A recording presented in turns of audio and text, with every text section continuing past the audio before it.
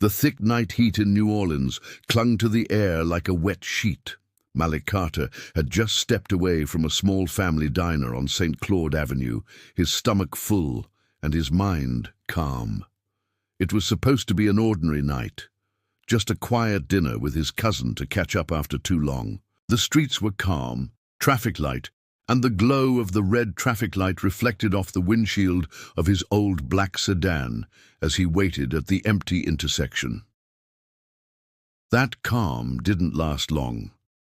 Two white officers, Jake Matthews and David Chalmers, pulled up alongside him in a cruiser, lights off. They didn't call out at first, just stared. Then, without any real reason, they signaled Malik to pull over. Confused but not surprised, this wasn't his first time dealing with suspicion wrapped in a badge. He followed instructions. His license and registration were already in hand when they approached, but the questions came stilted and sharp, like they were looking for a fight. Where was he coming from? Why was he in this neighborhood? Whose car was this? Before he could finish answering, things escalated. Jake shoved him back while David reached for cuffs. "Stop resisting!" someone shouted, though Malik hadn't moved. Within seconds, he was bent over the warm hood of his car, wrists caught tight behind him, metal digging into his skin. His face stayed calm, not because it didn't hurt, but because he knew the cost of yelling. He didn't tell them he was a civil rights attorney. He didn't say he'd argued in federal court or that he'd spent the last 10 years working to hold systems accountable. None of that mattered right now. In that patrol car, as they drove with the windows cracked and the city lights rolling past, he didn't feel humiliated. He felt cold clarity. The game he'd been playing from the inside suddenly called its real rules out loud. In their eyes, he was just another black man out of place. The anger didn't hit like fire. It moved in slow, steady waves. Sitting in that vinyl seat with his hands still cuffed, Malik understood something deeper than injustice. It wasn't a mistake. The system worked exactly as designed. And that realization, that's where everything started to change.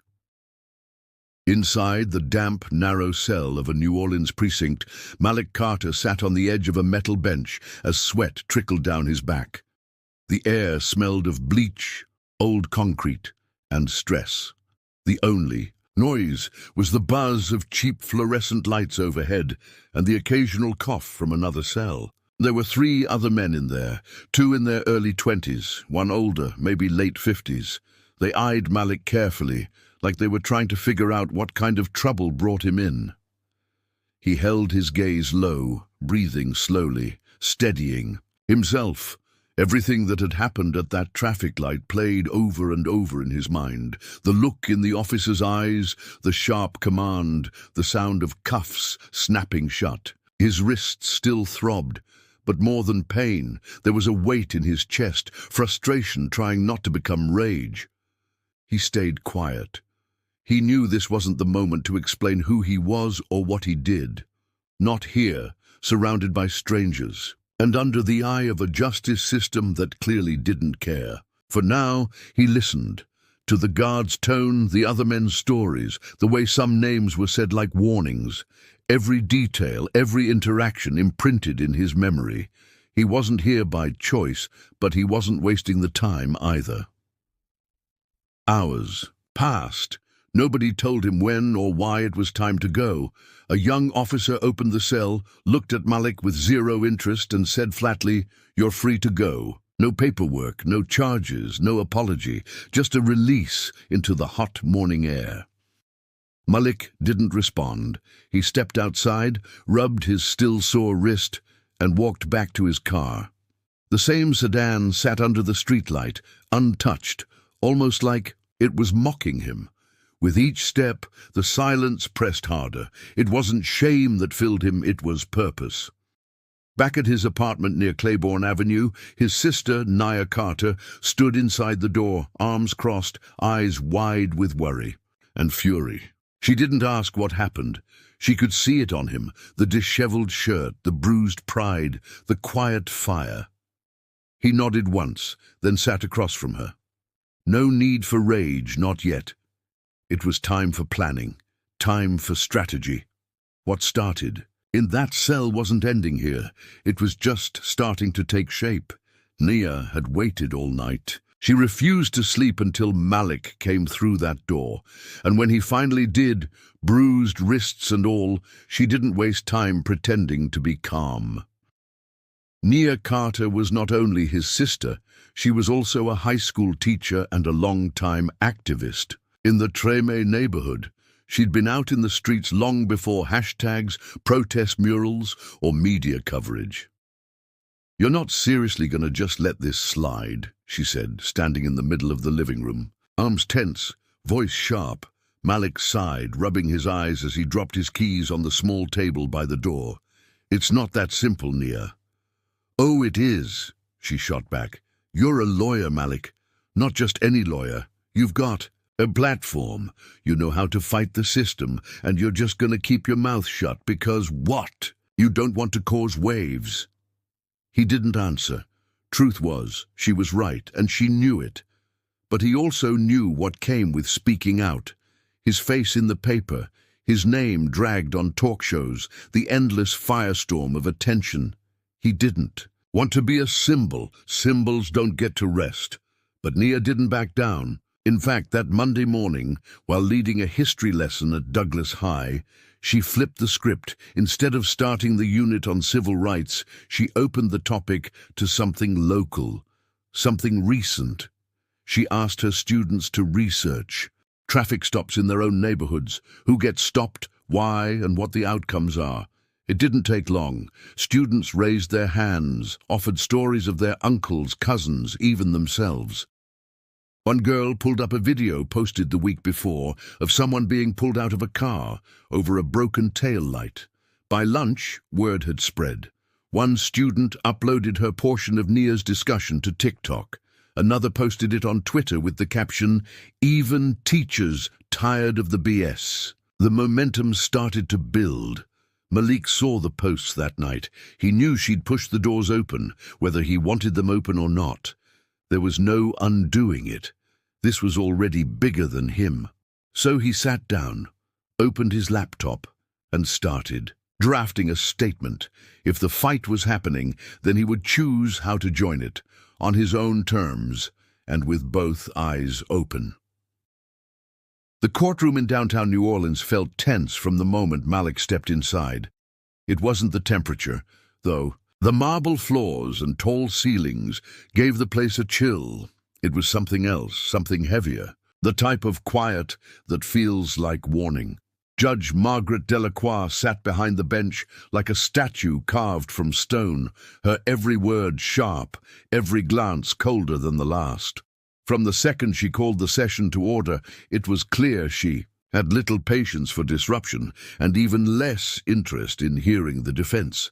Malik sat still, hands folded, eyes watching everything. He wasn't the defendant this time, at least not on paper. The physical charges had been dropped just as suddenly as they were filed, but he wasn't letting go of what happened. He had requested this hearing to petition for internal review. An official challenge to New Orleans Police Department's misconduct during detainment. It wasn't a criminal trial, but it carried all the weight of one. Across from him, the public defender assigned to the procedural filing, Alex Ramirez, looked like he hadn't slept in 3 days. His tie was crooked, and his briefcase held more coffee-stained notes than organized files. Still, Malik noticed how Alex scanned the room during breaks, eyes bouncing from the gallery to the judge to Malik himself, as if trying to piece together what didn't quite make sense. He hadn't expected his client to show up in a pressed suit, quoting legal codes and asking about precedents. But none of that seemed to matter to Judge Delacroix.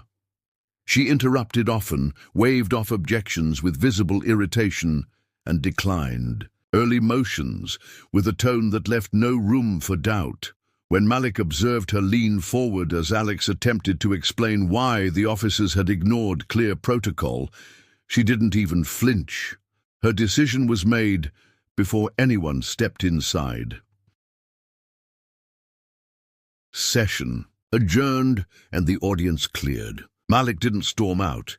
He just stood steady, nodded politely to the bailiff, and walked out stone-faced. But just before reaching the courthouse steps, he paused. People rushed by. A few reporters lingered, unsure if there'd be a quote.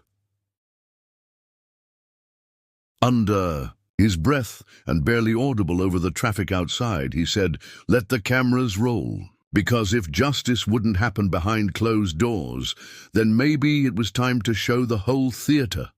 Curtain up." At the second hearing, things didn't start off much differently. Judge Margaret Delacroix wore the same unreadable expression. The prosecutors stuck to their notes, calm and confident, like they already knew the outcome. Alex Ramirez, still looking overworked but more alert this time, sat next to Malik with a quiet sort of tension building in his shoulders. In the gallery, Nia was there now, arms crossed, gaze locked forward. A few more reporters filled the back row. Word was getting around. Midway through the hearing, the prosecuting attorney asked a pointed question, trying to challenge Malik's claim of systemic abuse. Something about what gave him the authority to speak so definitively about police conduct. The tone was casual, but it carried weight, almost like a dare. Malik stood up slowly, not rushed, not flustered, just steady, almost like he'd been waiting for this. He straightened his posture, looked away from the attorney and toward the judge. "Before I answer that," he began, voice low but crystal clear, "I believe this court deserves to know who I've been for the past 2 decades. The room, already tight with tension, leaned in without meaning to. I have served as a federal civil rights attorney based here in Louisiana. For 20 years, I've defended victims of racial bias and misconduct, argued in both state and federal benches. I've worked alongside local law enforcement reform coalitions and filed briefs in cases that reached the United States Court of Appeals." A ripple moved through the room. Heads turned, phones came out, some discreetly, others not even trying to hide it. The judge lifted her gavel, tapping it forcefully. "Order," she called, eyes darting across the courtroom. "Silence." But the moment had already charged the air. Everyone now saw Malik not as someone on defense, but a man who had laid bare his identity with the precision of someone used to standing firm in rooms like this. Alex leaned over, eyes wide now, no longer the tired defender, but someone realizing he was standing beside a legal force way bigger than he'd thought. He whispered, "You waited until now." Malik kept his eyes forward. "Timing matters," he said softly.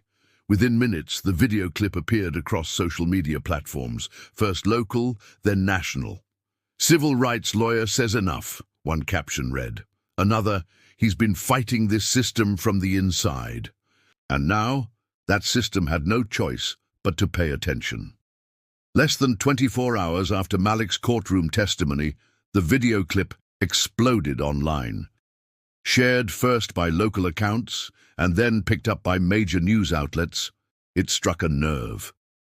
People watched this calm, steady man stand up in court and quietly reveal a lifetime spent defending civil rights, only to now find himself fighting from the other side of the same system he once trusted. There was no dramatic music, no fast edits, just raw truth, and that made it hard to ignore. At the University of New Orleans, where Nia Carter taught, her classroom became a hub of energy. Students flooded her inbox with questions, some thanking her, others asking what came next.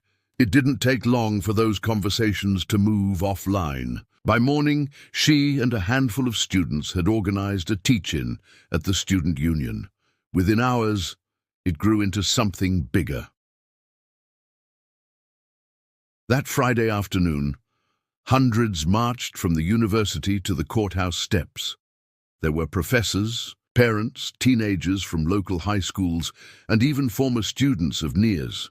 Some carried cardboard signs that read, "He has a name, so do we." That phrase appeared on bandanas, t-shirts, phone cases. It started small, and then it didn't. At The same time, another crowd gathered across the street, smaller, more organized, louder in a different way. Supporters of New Orleans law enforcement waved flags and held signs defending the police, calling the protest reactionary and unfair. They claimed the officers were following procedures, that Malik had overstepped, that the whole thing was just media spin. Both crowds stayed peaceful, but tension hung in the air like storm clouds waiting to crack. What stood out most wasn't the chants or speeches. It was the way Malik's story stripped away excuses. His was not a case built only on outrage. This was calm resistance backed by experience, facts, and lived truth. People who'd never met him now saw a face to what they'd only read about. Quiet resistance had found a microphone, and it hit different. The real shift wasn't on the streets, though. It was behind the scenes. Council members took meetings they'd been avoiding.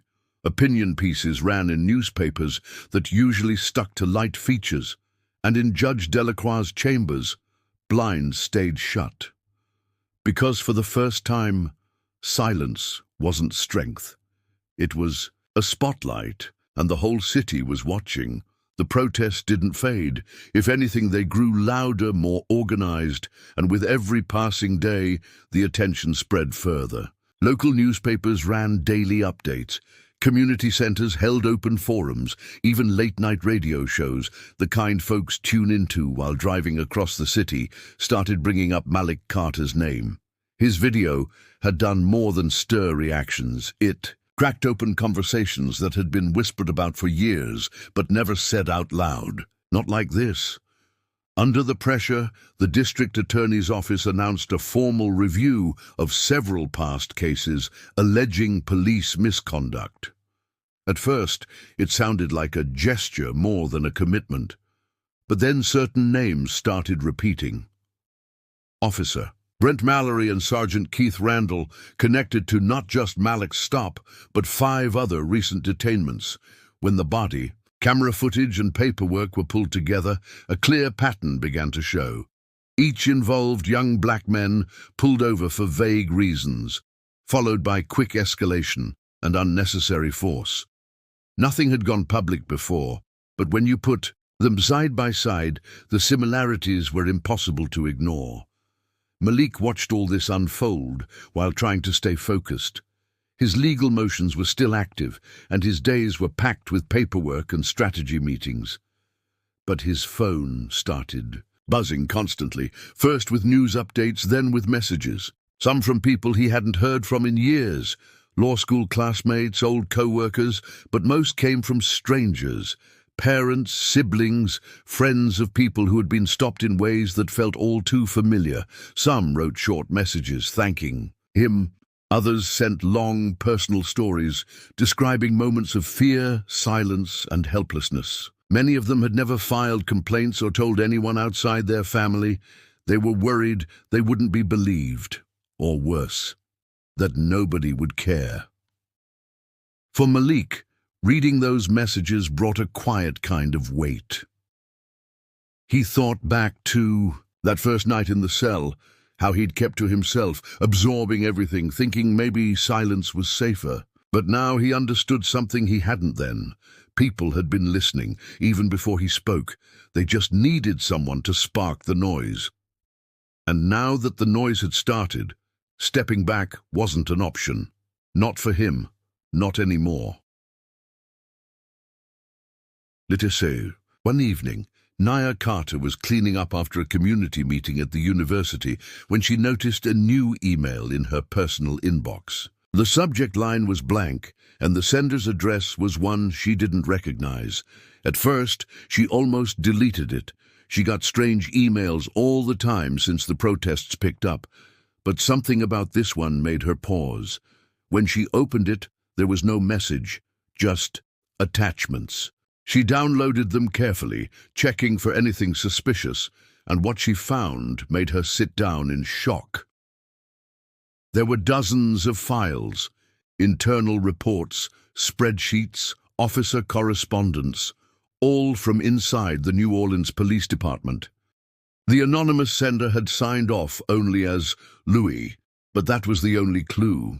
The name meant very little on its own, but the content of the documents said everything. The files showed informal patterns, how officers like Brent Mallory and Keith Randall had been encouraged to prioritize stops in specific neighborhoods, especially targeting individuals based on vague behavior, often without cause.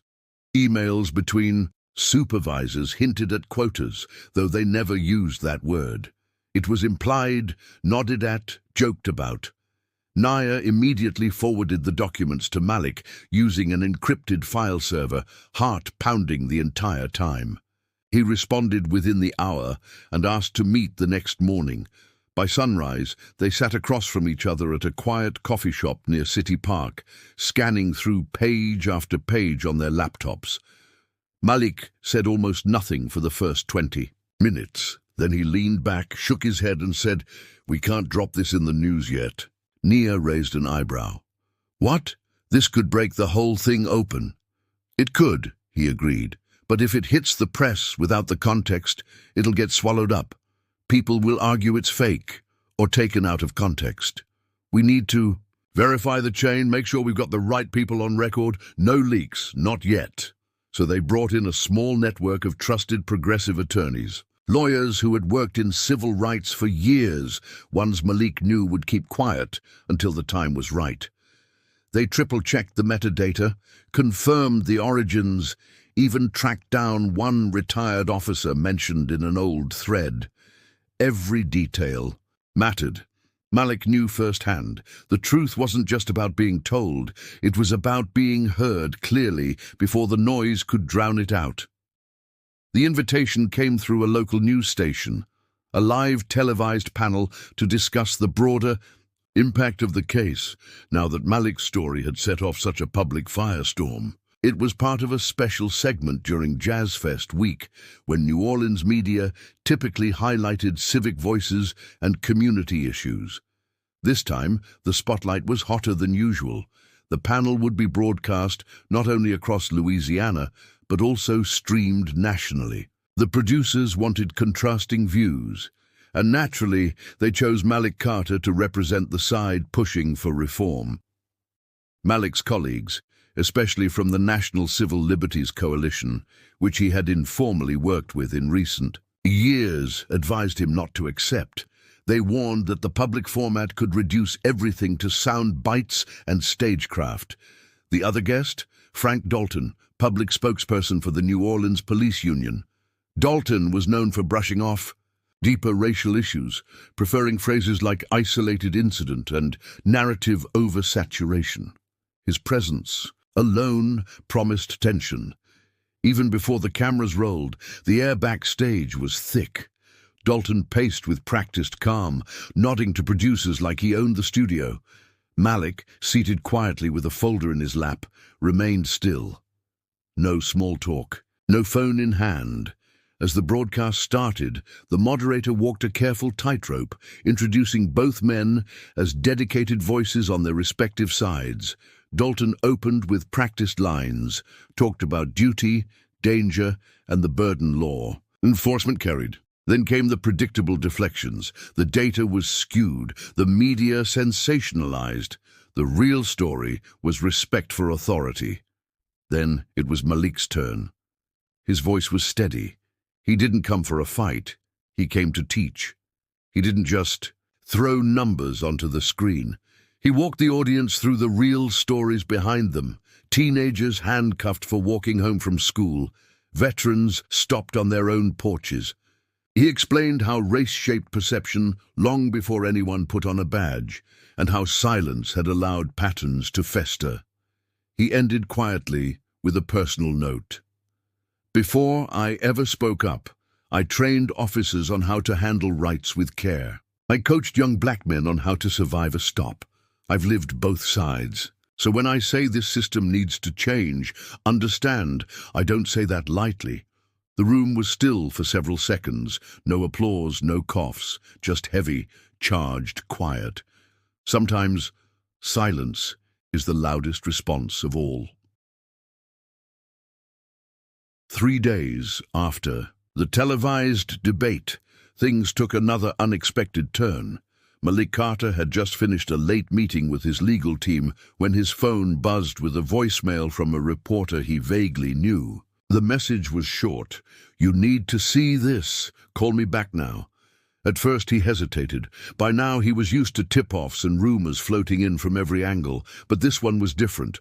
A local homeowner in mid-city had come forward with the footage from their doorbell camera, recorded the same night Malik had been pulled over. The camera faced the street, catching just enough of the sidewalk and the edge of the road to tell a clear story. The entire sequence, roughly 10 minutes long, had been recorded in one steady shot. In the footage, Malik is seen standing beside his car, calm, arms visible, clearly responding to instructions. He doesn't raise his voice. He doesn't move. Suddenly, there's no sign of resistance. The police officers, on the other hand, appear tense, with one pacing, gesturing aggressively before stepping forward and grabbing Malik's wrist without provocation. The body cam videos had been unclear, cut short, or had gaps, but this footage filled those gaps. No audio, but the images were loud enough. It was exactly the kind of evidence the defense needed, and the kind the prosecution feared. As soon as the footage reached the prosecutor's office, they filed a motion to dispute its admissibility, pointing to chain of custody issues. But the video was already out. The homeowner had shared it anonymously with both local news and a civil liberties group. It hit social media within hours, with side-by-side clips showing the officer's report and the actual footage. The differences were sharp. Alex Bennett, Malik's public defender, who had quietly grown into his role over the weeks, shifted into high gear. For once, there was no hesitation in his voice. He sat down and drafted a request to formally submit the video into the case file, citing its critical relevance and the overwhelming public interest. "It doesn't just support your version," Alex told Malik as they reviewed the document. "It exposes theirs." Now, arguments based on supposed resistance crumbled. The conversation wasn't centered on doubt anymore. It was focused on truth. And the truth in this case wasn't whispered or debated. It was recorded, clear, and undeniable. Just as the momentum around Malik Carter's case reached full speed, another shift took place, this time from inside the system that had pushed back for so long. News broke on a quiet Thursday morning. Judge Elaine Braxton, the same judge who had overseen Malik's bail hearing and whose courtroom decisions had often sparked criticism, was hit with a formal complaint. The allegation? Repeated bias in rulings involving Black and Latino defendants. Patterns that had long been rumored were now backed by evidence. Case stats showing disproportionate sentencing, oddly consistent dismissals of defense motions, and emails between her clerks that hinted at deeply biased legal reasoning.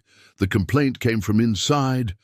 Not a protester or activist, but a group of retired judges and young legal scholars working with the Louisiana Judicial Review Coalition. They presented a thoughtful case, built carefully over months, and they didn't point fingers just to create noise. They wanted change that would hold. Within days, Judge Braxton was placed on temporary leave while a formal commission began their investigation. Some celebrated the news. Outside the courthouse, small gatherings formed, not with chants, but with quiet, emotional conversations.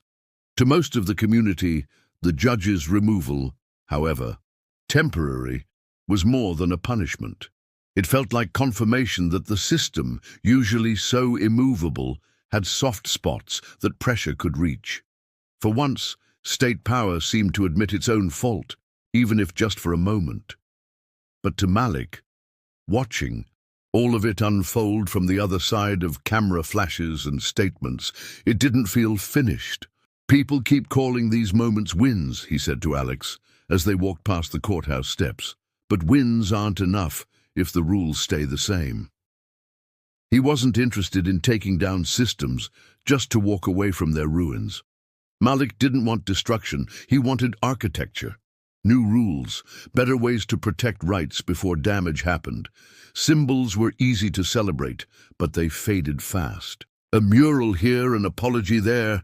They didn't stop another bad stop from unfolding. So while reporters asked him about justice, Malik quietly started working with law students and civil policy planners to draft new police accountability frameworks. Protest may open the door, he'd later say, but policy is how you keep it open. Anger sparked it, yes, but forward, that would need more than fire. It would need a blueprint. The envelope came on a Monday afternoon, slipped under the office door while Malik Carter was in a Zoom meeting with a group of law students. It had no return address, just his name in thick black ink across the center. He knew right away it wasn't a friendly letter. As soon as the meeting ended, he opened it and saw the proposal for what it was, a quiet way out. The prosecutor's offer was written in the kind of language that tried to sound fair. They would drop all charges. They'd hold a short press conference, say that they regretted any misunderstanding, and officially clear Malik's record. But the catch came in the second half. Malik would have to sign an agreement pledging not to sue the state of Louisiana, not to take any legal action against the officers, and not to speak about the case in public again, not in interviews, not in speeches, not even in his upcoming policy workshops. He read it twice. Then he set it down, stared out the dusty window at the courtyard below, and let out a long breath. Alex Bennett, who was sitting nearby quietly organizing case documents, looked over. "That the deal?" Alex asked, already guessing the answer. Malik didn't say anything. He just picked up the envelope again, tore it sharply down the middle, then again across. He let the pieces drop into the recycling bin and said, "What they offered doesn't begin to make up for what they took." Word got out faster than either of them expected. By evening, someone from the local paper confirmed the rejection and called it a bold move in an already turbulent case. But in the streets, on campus message boards, in community centers from New Orleans east to Gentilly, it was seen differently. It was no longer about just one bad stop, one unfair arrest. It had become bigger. Malik's decision not to take the deal turned the case into something else. A message that silence could not be bought, and that some things stood above convenience and quick closure. He hadn't asked to carry the weight of a movement. But now that it was on his shoulders, he wasn't going to put it down because someone offered him a shortcut. Because some truths don't need a quiet ending. They need to be heard out loud, all the way through. Late one evening, after a week of interviews, public statements, and non-stop planning, Malik Carter drove across town to visit his father, Gerald Carter. He hadn't been by in a while, not really to sit down and talk. Their relationship had always been careful, not cold, exactly, just cautious. Gerald was a man who'd come of age during the worst years of forced integration in Mississippi before moving to Louisiana in the 70s with nothing but the tools in his truck. He had learned early that keeping quiet kept you alive, and trusting the system was a fool's act. Malik knocked once and let himself in, knowing his father had probably already seen the news. Sure enough, the television was on low, a local reporter walking alongside a march through Trem, talking about the latest developments in the case. Gerald sat on the couch, arms folded tight. "I heard you turned him down," he said, without looking away from the screen. Malik nodded. "I did." There was a long pause before the old man said, "I told you, son. They don't change from inside, not with cameras, not with fancy words. They just wait you out." Malik didn't rush to answer. He sat across from him, leaned forward, elbows on his knees. "Yeah, I know what you think. I've heard it my whole life." Gerald turned off the TV and finally looked at his son. "This ain't me doubting you. Don't twist it like that. I'm angry because I've seen too many like you burn out trying to hold up a world that doesn't want fixing. Go get your wins, sure, but don't let them trick you into thinking it means they'll stop doing what they do. Malik bit the inside of his cheek, trying not to let old frustrations rise up. "I'm not doing this to fix them," he said. "I'm doing this so a kid doesn't have to sit across from their dad one day and have this same conversation." That made Gerald pause. He looked at his son, really looked at him, and the anger in his expression cracked just a little. It wasn't approval, so much as softened resistance, a kind of silent understanding. Malik didn't leave with celebration or hugs, but he left with something close to peace, knowing that maybe, for once, his father saw the fight wasn't about pride. It was about breaking the pattern for whoever came next. Not long after the dust began to settle, Malik Carter got a call from a senior official at the Department of Justice based in Atlanta. The caller thanked him for his leadership during an important moment, and then offered him something that sounded almost too polished, the chance to lead a newly formed regional commission focused on reviewing police misconduct cases across the Deep South. The language in the offer sounded good, sturdy, civic, full of promise. A real seat at the table, they said, a real role. But Malik had heard offers like this before. He had been asked to show up and smile, to lend credibility without being granted control, to help clean up messes he didn't make, as long as he didn't move too loudly. So, at first, he hesitated. "I'm not here to dress up the same old thing," he told them in the first meeting. "If you want someone to polish the police image for the camera, you've got the wrong person." The room went quiet after that. Then came back and forth emails, video calls, long talks with lawyers, community organizers, and a few of Malik's old mentors from grad school. What emerged from those talks was clear. Malik would not accept unless certain conditions were met. He wanted full independence from local departments. He would select his team. He demanded that the commission include a public-facing arm, something openly rooted in the neighborhoods where these cases happened. That meant community forums, not press releases.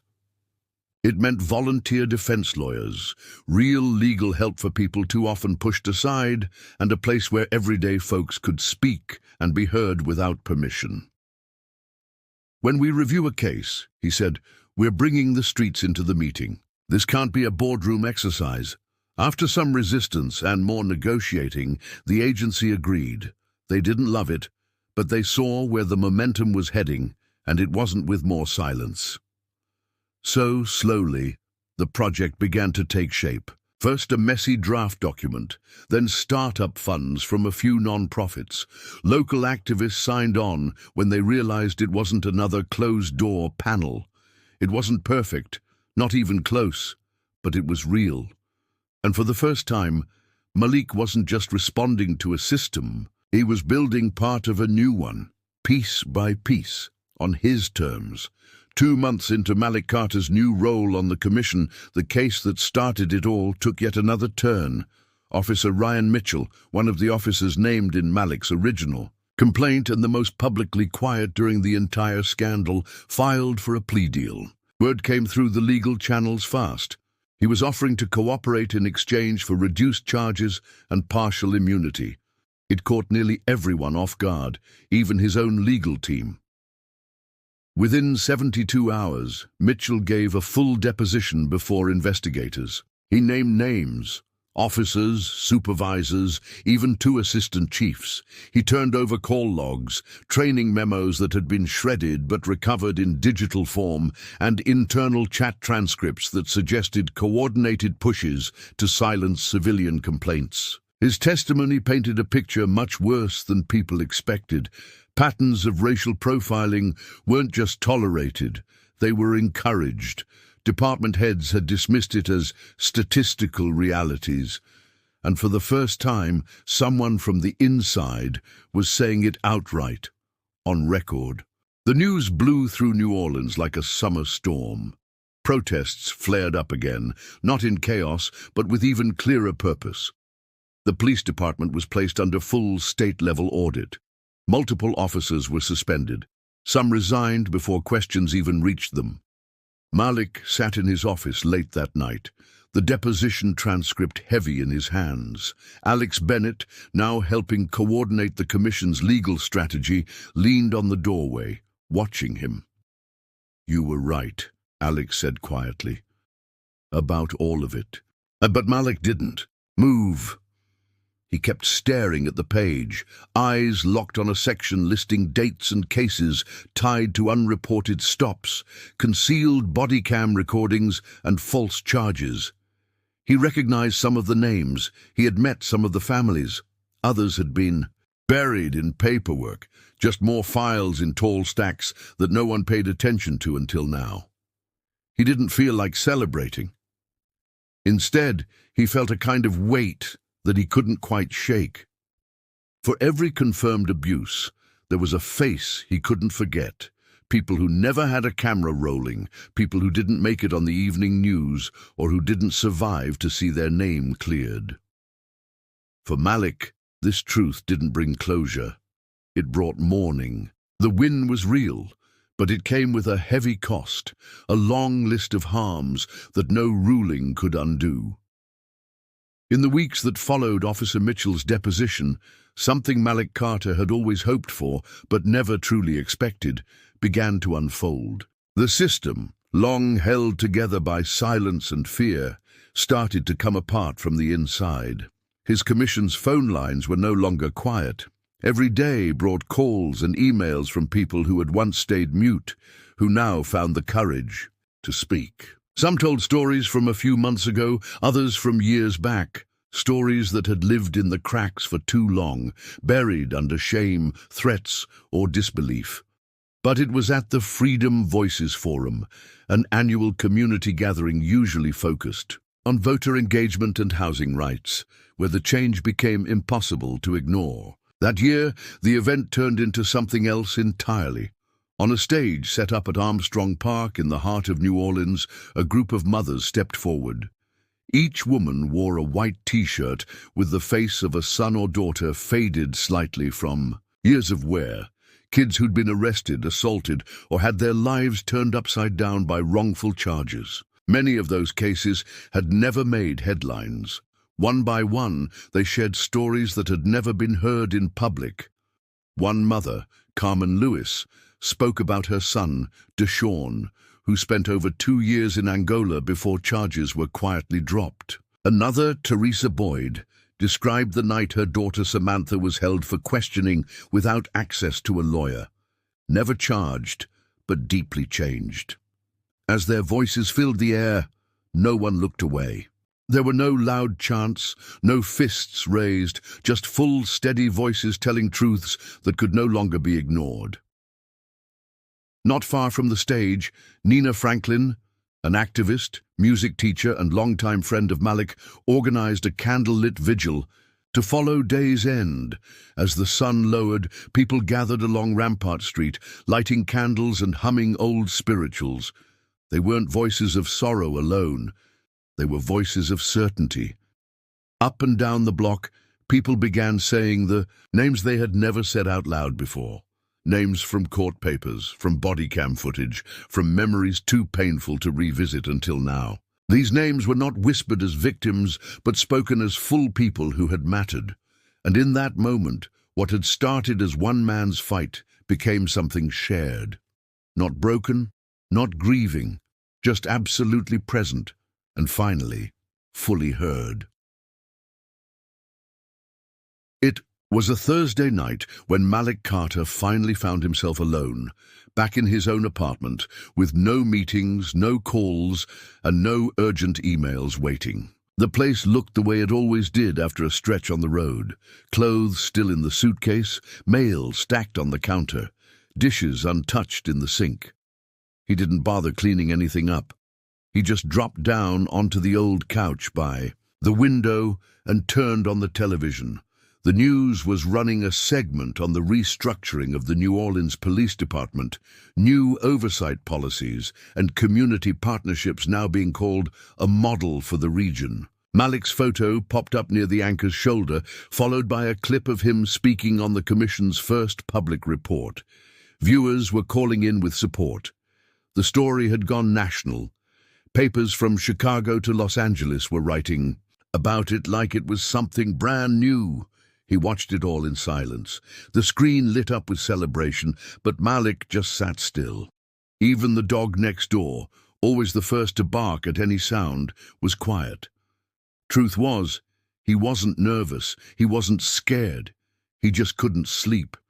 Not because of stress, but because something inside him had settled deeper, something heavier. The kind of weight you only feel after the adrenaline goes and the cheering fades. He now understood that he hadn't just started something. He had stepped into something much larger, larger than headlines, beyond commission meetings, deeper than policy updates. So with the TV still playing in the background, he opened his laptop and clicked into a blank document. He didn't think about what he wanted to write. He just let the thought come as it was. I changed the courtroom, but not the instinct that only shifts when every street stops feeling like a trial. He stared at it for a while. He didn't post it, didn't send it to anyone. But that one line sat with him like a promise, a direction, not an endpoint. For Malik, justice was never about reaching some clean final outcome. It was never about winning a case and walking away. It was about what kept going. It was motion, not arrival. He closed the laptop slowly and leaned back into the couch, knowing there was still more to do. Always would be. A few days after the City Council approved a set of reforms based on the Commission's findings, Malik Carter sat across from Lionel Green in a small cafe near the courthouse. The two had known each other for a while, mostly through courtroom run-ins and mutual circles. Lionel had been a public defender in New Orleans for more than 20 years, the kind who carried case files in beat-up folders and kept extra ties in his car just in case. He had always done what he could, but Malik remembered that weary look Lionel used to wear, the one people get when they believe the system's too big to crack. But today, Lionel looked different. There was a kind of still determination in him. He leaned forward, voice low but clear. "Look, I've been thinking. Over these months, watching everything shift just a little, I realize I don't want to just react anymore. I don't want to wait until folks are already drowning before I toss them a rope." Malik nodded, sipping his coffee. "So," Lionel continued, "I'm proposing we build something permanent. A legal defense group, built into the community, not just serving. Real counsel, fair trials, quick responses, listening first, arguing later. Not a charity, but a right." They spent the next hour sketching ideas on paper napkins. What would the intake process look like? How could they train and rotate lawyers without burning them out? Could local students help? Would funding be public or private or both? Who would vet each case? It wasn't shiny, it wasn't fast, but the more they talked, the more it felt like something meant to last. By the time they had moved from coffee to water, the blueprints of a community legal resource network had begun to form, not just a group for emergencies, but a structure that could balance the scales where they had never been balanced before. Malik found himself smiling, really smiling, for the first time in weeks. It wasn't about winning a moment. It was about building something no one person could take away. He reached across the table and shook Lionel's hand, firm and certain. They knew this would be a long, winding road, knew some folks would push back hard, but now they also knew they were no longer alone, and that made all the difference. The last hearing took place on a warm Friday morning, just days before the school year was set to begin across Louisiana. The courtroom downtown was packed before. The doors even opened, and outside, clusters of people gathered by the courthouse steps, holding signs with phrases like "Justice is a start" and "No more silence." What made this day different wasn't just the crowd, but how far the reach extended. A national nonprofit, Justice Forward Initiative, had set up live streams being projected in schools, churches, and community centers from Baton Rouge to Shreveport. Retired teachers, parents, law students, people who'd never imagined following a court case this closely, tuned in as if the outcome would echo through their own lives. Inside the courtroom, the substitute judge, Miriam Thomas, sat calmly, but with a visible weight on her shoulders. She opened the proceedings without small talk and didn't pause often. After reviewing body cam footage, internal communications, and the sworn testimony that had fueled months of investigation, she spoke in a steady voice. She acknowledged the misconduct in Malik Carter's original case, that the traffic stop had been unlawful, and that key evidence had been buried under procedural excuses. But she didn't stop there. She stated clearly that the cover-up wasn't accidental. It had been a choice, a deliberate effort to protect wrongdoings and quiet dissent. Then came a sentence so many had waited years to hear. Not guilty. But even as relief swept through the room, Judge Thomas went further. She ordered the court to open a review of similar cases filed during the same 5-year period. An independent team, including members from Malik's commission, would have access to old files and authority to recommend dismissal or retrial when justified. The courtroom was still. There were no cheers, no outbursts, just a sound like collective breathing. When Malik stepped out onto the courthouse steps, hundreds waited. He paused at the top of the stairs, then slowly raised his fist, not in victory but in promise. No one clapped, no one shouted. The silence around him had weight. It wasn't the kind of quiet that meant nothing. It meant they saw him, that they understood this moment wasn't the end of a fight, but part of an oath renewed. Malik stood there a moment longer, then stepped forward, measured, rooted, and ready. Nearly 8 months after that final court ruling, Malik Carter quietly stepped down from his role on the Louisiana Justice Oversight Commission. The announcement came with no press conference, no farewell dinner, and no political gestures. Just a simple written statement posted on the commission's website and a handwritten note left for his staff that read, "This seat was never the goal." In those months, Malik had been offered positions with state offices and even 2 major civil rights organizations. Awards were promised. A university offered to name a scholarship after him. He turned each down, respectfully but firmly. He wasn't interested in titles or stages. What he cared about, what had kept him awake during quiet nights in his apartment, was building something that could outlast him. Instead, he partnered with Nina Franklin, Lionel Green, and a growing group of lawyers, activists, students, and formerly incarcerated leaders to launch a new national initiative called True Measure.